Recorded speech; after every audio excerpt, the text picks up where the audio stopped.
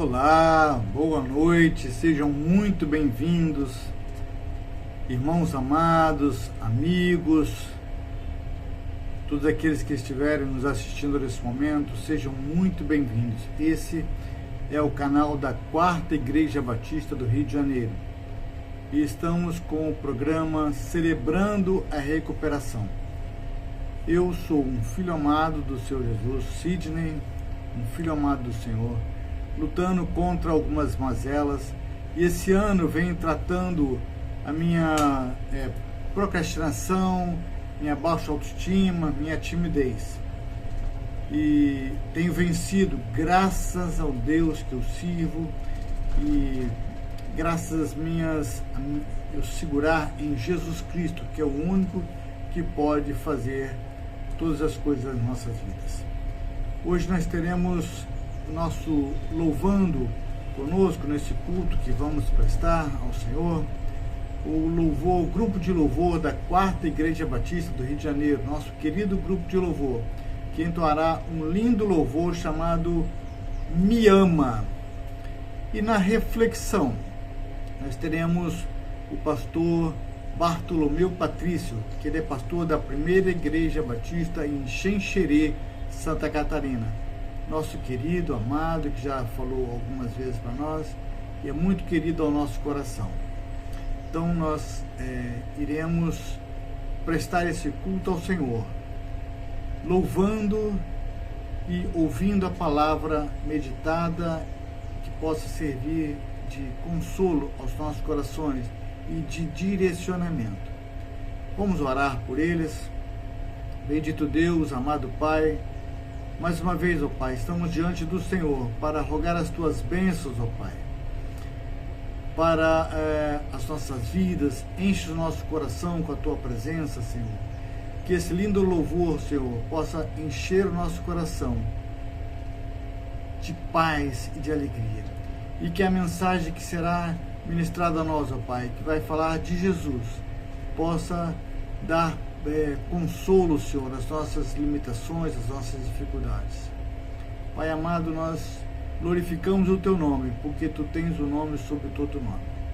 Esse é o nome que Te pedimos e Te rogamos, ó Pai, pelas nossas vidas, pelas nossas famílias. Te rogamos, ó Pai, por esse ano que está terminando, Senhor, e que o ano vindouro, Senhor, possa vir segundo o Teu querer, segundo o Teu propósito. E tudo isso, Senhor, guardado, dirigido e protegido pelo Senhor. Muito obrigado, Senhor, porque Te amamos e sabemos que o Senhor nos amou primeiro, Senhor, a ponto de dar o Teu Filho amado Jesus, esse que nós estamos festejando nessa data, para morrer em nosso lugar. Perdoa as nossas imperfeições, as nossas limitações e ajuda-nos, ó Pai, a crescer mais e mais, em nome de Jesus. Amém.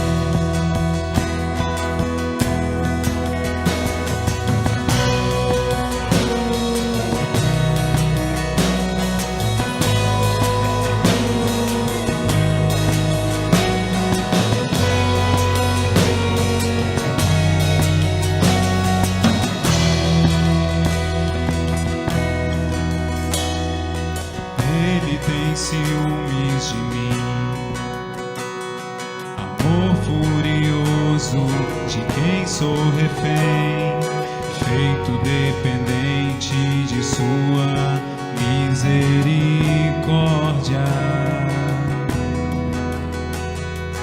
Quando de repente eu não percebo as dores por causa da glória, vejo então a beleza em Ti, o afeto que sentes por mim. Deus me ama tanto assim, como Ele me ama.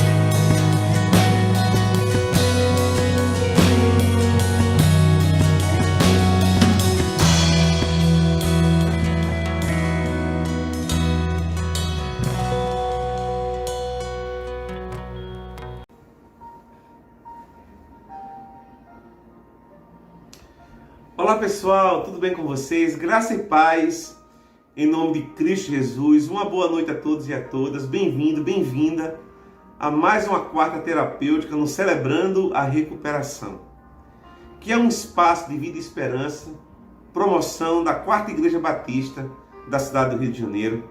Sinta-se à vontade em nosso meio. Eu quero lhe fazer um convite muito especial para esta época, que é uma época muito significativa para os cristãos. O Natal se avizinha. E com ele, a mensagem de esperança de Jesus Cristo, o Filho de Deus, é manifesta. E eu quero lhe convidar a fazermos um percurso que eu quero chamar de a Rota da Manjedoura.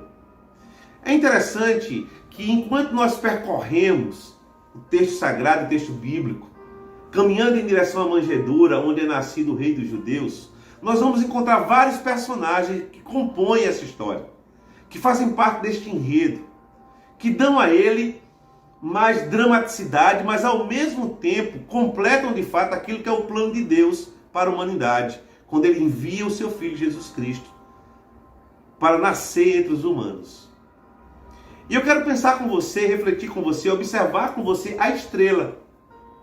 A estrela faz parte, desse contexto. Nós temos a estrela nos presépios.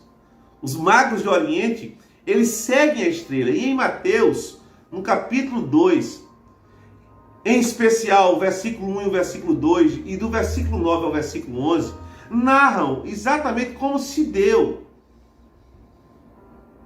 a estrela como sendo muito mais do que um astro, mas como sendo a direção plena de Deus. Como é que isso acontece? Em Mateus capítulo 2, a partir do verso 1, e só para reforçar aqui, eu vou ler o verso 1 e o verso 2, depois vou ler do verso 9 ao verso 11. E assim nos diz a palavra do Senhor. E tendo nascido Jesus em Belém de Judeia, no tempo do rei Herodes, eis que uns magos vieram do Oriente a Jerusalém, dizendo: onde está aquele que é nascido rei dos judeus? Porque vimos a sua estrela no Oriente e viemos adorá-lo.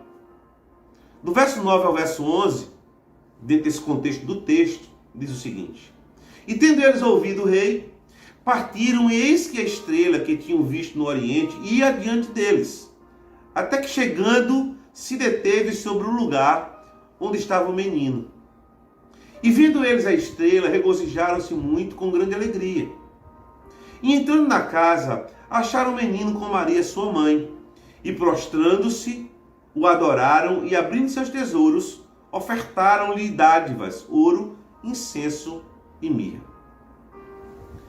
A estrela, mais do que um astro, direção plena de Deus, nos coloca numa rota. E fazer uma rota é necessário ter atenção, cuidado, sensibilidade. Sem esses três comportamentos, sem essa forma de perceber enquanto caminhamos, dificilmente nós vamos chegar aonde desejamos chegar, porque nós vamos ficar distraídos com muitas outras coisas. E é interessante que durante esse percurso nós vamos encontrar gente assim. Gente assim por dois motivos. Primeiro, porque tem gente que vive na dimensão da falta de percepção, é falta de sensibilidade mesmo. Só reforça aquilo que nós já falamos. E em segundo lugar, é porque nós temos um grupo de pessoas que ao fazerem uma rota, eles sofrem daquilo que eu quero chamar de a tentação do exagero. São pessoas que estão em polos distantes um do outro. Gente assim, penso eu, é muito provável que não tenha a direção do Espírito Santo de Deus. E Paulo, quando escreve a sua primeira carta aos Coríntios, no capítulo 2, no verso 14, ele nos diz o seguinte: ora, o homem natural não compreende as coisas do Espírito de Deus, porque lhe parecem loucura, e não pode entendê-las porque elas se discernem espiritualmente. A estrela, não como astro, mas como sinal da direção plena de Deus, ela quebra paradigmas, ideias antagônicas à Bíblia, que é colocar a vida à disposição dos astros. Quando ela surge nos céus, ela surge não apenas como astro, mas ela surge como aquilo que é a direção plena de Deus para os magos que saíram e viram a estrela no Oriente. É interessante que empresas, elas contratam pessoas depois da leitura do seu mapa astral. Elas descartam a possibilidade, na sua grande maioria, da habilidade da pessoa, o tempo de serviço, as pós-graduações que ele tem. É bem verdade que ela considera essas possibilidades também. Mas em relação ao mapa astral, para algumas empresas, essas formas de comportamento, de capacidade, de competência humana para assumir aquela função, ela fica muito abaixo daquilo que as empresas acreditam ser o melhor da pessoa humana, é o seu mapa astral. Há pessoas que vivem assim, baseando a sua vida na criatura e não no Criador. Repito, há pessoas que vivem exatamente assim, baseando a sua vida na criatura e não naquele que criou a criatura. A estrela, ela não deseja ser astro. Ela só deseja cumprir a sua missão. E missão é a razão da nossa existência. Nós existimos com uma missão. E a estrela, naquele momento, ela existe com uma missão, é guiar os magos.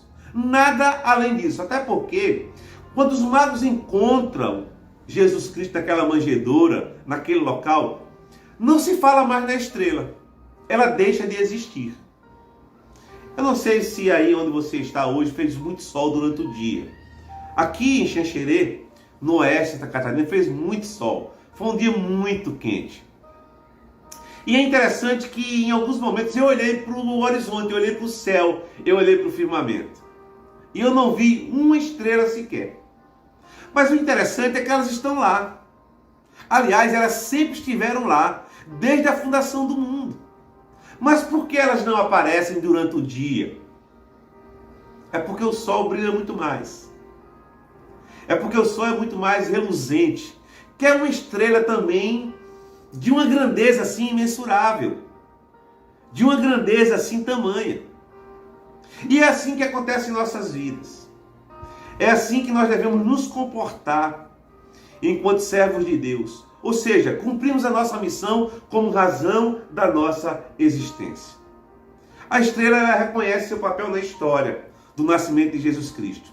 Ela não quer ocupar lugar de destaque.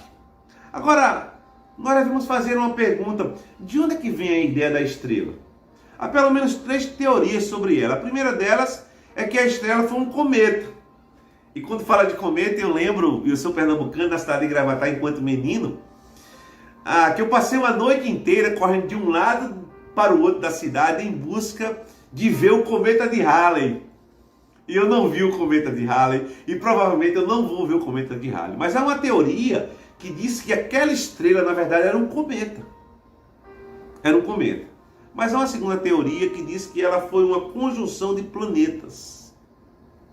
2 planetas se fundiram, e naquela fusão ali, naquela fundação, se formou uma grande estrela. E essa estrela guia aqueles homens, os magos do Oriente, que eram astrólogos e que sabiam sobre o nascimento de Jesus por conta da estrela. Mas há uma terceira teoria, e essa teoria foi dita, ela é anunciada como sendo um fenômeno puramente religioso. Um fenômeno puramente religioso. Em outras palavras, um fenômeno milagroso. Foi Deus que, na verdade, guiou os magos através daquela estrela. Talvez, quem sabe, para nós cristãos, essa seja uma teoria boa de se acreditar, de se colocar em prática, em meio às outras 2 teorias, aliás, as 3 teorias que nós temos aqui. Mas nós podemos aprender algumas coisas ainda mais com essa estrela, que não quer ser astro, quer cumprir apenas a sua missão. A primeira delas é que os planos de Deus não serão frustrados em sua vida, mesmo que haja adversidades no nosso dia a dia, no seu dia a dia. É isso que acontece. É interessante que na rota da manjedoura encontramos gente que tenta desfazer o plano de Deus nessa história. Herodes é um desses personagens. Até porque Herodes sabia que havia uma profecia que quando o rei dos judeus nascesse, quem estivesse no trono seria deposto, seria tirado, seria arrancado. E Herodes, por ser quem era, um homem muito mau, um homem muito violento, um homem muito sanguinário, ele não permite que isso aconteça, ou pelo menos ele tenta não permitir que isso aconteça. E ele tenta de alguma forma iludir os magos, para que ele chegasse também à pessoa de Jesus Cristo. Mas é interessante que durante esse período a estrela continuou guiando os magos, cumprindo assim a sua missão, mesmo em meio às adversidades. Então os planos de Deus, eles serão cumpridos em nossas vidas, mesmo que haja adversidades. Herodes é uma dessas pessoas que tenta a todo preço, a todo custo, atrapalhar os planos de Deus. Mas é interessante que os planos de Deus não são frustrados. Gente assim é gente mal resolvida. Gente que passa mais tempo remoendo e maquinando o mal contra o próximo do que dependendo de Deus. É gente que se perdeu no deserto da vida. É gente que mapeou sua própria infelicidade. Em Isaías, no capítulo 43, verso 13, nós lemos o seguinte: ainda antes que houvesse dia, eu sou, e ninguém há que possa fazer escapar das minhas mãos. Agindo eu, quem impedirá? Eu penso que esse é um bom tempo, porque o Natal é esse tempo de sensibilidade, esse tempo de reflexão, esse tempo onde a gente para um pouco mais e contempla um pouco mais o belo, as muitas luzes. E é interessante que a gente possa olhar para a estrela como este astro, que astro não quis ser, mas apenas cumprir a vontade de Deus, que não vai ser frustrada. Então nós aprendemos isso com a estrela, que mesmo com os obstáculos, mesmo com as adversidades, a missão foi cumprida, porque acima da missão havia a vontade de Deus, havia o governo de Deus, havia o poder de Deus, havia a direção de Deus para que de fato Jesus nascesse, porque foi Deus que enviou Jesus para o nosso encontro. Mas em segundo lugar, os planos de Deus em nossa caminhada nos revela a quem devemos adorar e de que forma devemos adorar. A estrela chega e deixa os magos numa posição de adoração. Veja, houve uma direção, houve um plano acontecendo, houve um plano se manifestando. Os versos 10 e o verso 11 do capítulo 2 de Mateus diz exatamente assim, eu quero ler para você novamente.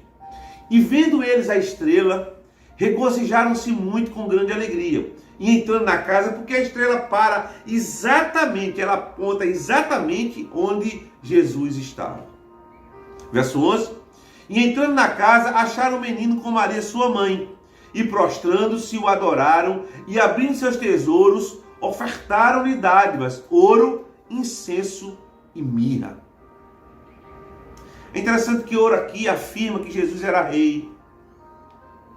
Como é importante conhecermos o reinado de Jesus sobre nossas vidas. Ele não era rei apenas porque tinha uma coroa.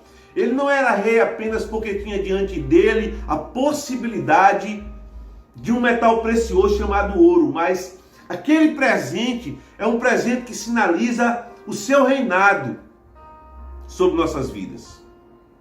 Incenso ilustra seu papel como nosso sumo sacerdote.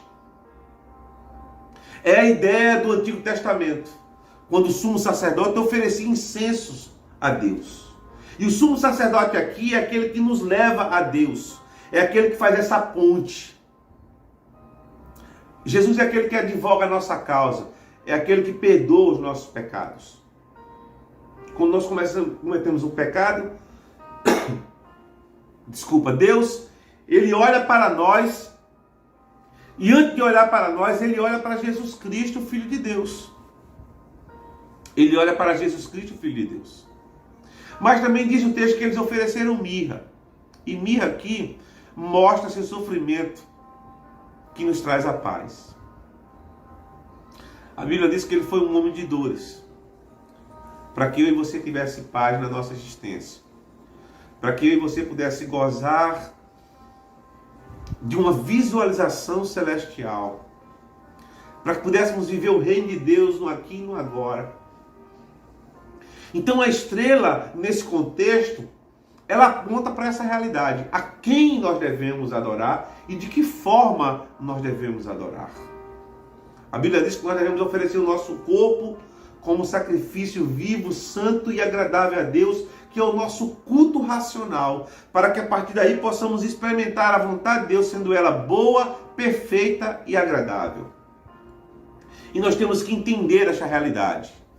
Mas em terceiro lugar, esse movimento da estrela que não quer ser astro, mas quer cumprir a plenitude da vontade de Deus sobre nossas vidas, é que a felicidade não é fruto de grandes conquistas, mas de encontrar aquele que é nascido rei dos judeus como plano para a nossa vida. Eu penso que, por outro lado, essa é uma grande conquista. É a maior descoberta que o ser humano ele pode fazer. O verso diz que eles, e vendo eles a estrela, regozijaram-se muito com grande alegria. No caminho a gente encontra muita gente triste, muita gente angustiada, muita gente que não quer ser mais gente, acreditando que é só em coisas que reside a felicidade. E nós vivemos em uma época onde o ser humano é usado, a pessoa humana é usada e as coisas são amadas. Nós invertemos o papel. E essas coisas são coisas efêmeras, coisas que passam muito rápido. Por isso nós precisamos ser sabedor de quem somos em Deus, quem nós somos em Deus de fato. A estrela foi a direção plena de Deus para os magos. Eles foram guiados por aquela estrela. Eles não erraram o caminho. A estrela cumpriu o seu papel em Deus. E como ela fez, nós devemos fazer. Olha que coisa interessante. Às vezes a estrela está no topo da árvore de Natal, né? Ela aparece sempre assim, no pano de fundo, e às vezes a gente não dá a devida atenção a ela, porque é um registro, ela é um personagem que compõe de fato o nascimento de nosso Senhor e Salvador Jesus Cristo.